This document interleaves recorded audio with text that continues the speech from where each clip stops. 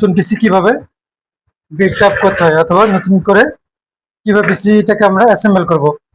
সাধারণত মার্কেট থেকে যখন আমরা নতুন একটা পিসি বিল্ড আপ করবো বা অ্যাসেম্বল করব, আমাদের processor, RAM, cooling fan, motherboard, সেই সঙ্গে হচ্ছে হার্ড ডিস্ক, এগুলো আমরা আলাদা আলাদাভাবে কিনতে পাবো অথবা আলাদা আলাদাভাবে কিনবো।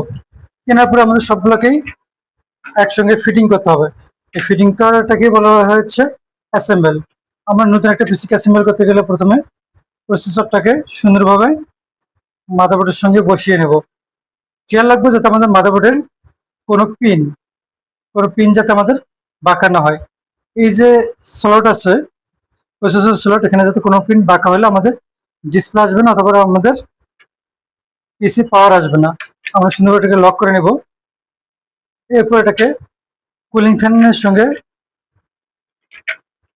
সুন্দরভাবে অ্যাসেম্বল করব যাতে আমাদের প্রসেসরটা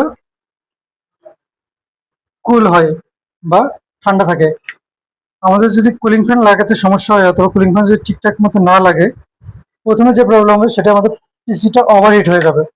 একই সঙ্গে আমাদের পিসিটার রান করবে না অথবা অটোমেটিক বন্ধ হয়ে যাবে। এরপর আমরা র্যাম ইনস্টল করে নিতে পারি। সাধারণত র্যামের স্লটের সঙ্গে আমরা র্যাম ইনস্টল করে নেব। তাহলে দেখতে পাবো এখানে সিপিইউ ফ্যান লেখা আছে। আমরা সিপিইউ ফ্যানেই আমাদের কুলিং ফ্যানটাকে ইনস্টল করব। আমাদের মাদারবোর্ডটাকে সুন্দরভাবে বসিয়ে নেব। আমরা মাদারবোর্ডের যে পাওয়ার সাপ্লাই আছে, পাওয়ার সাপ্লাই জায়গায় লাগাবো।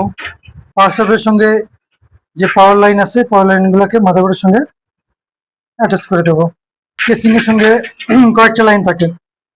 একটা থেকে পাওয়ার সুইচ, যেটা আমরা পাওয়ার সুইচ পিনে লাগাবো। রিসেট সুইচ, যেটা মূলত আমরা কম্পিউটারকে রিসেট করার জন্য অথবা রিস্টার্ট করার জন্য ব্যবহার করে থাকি।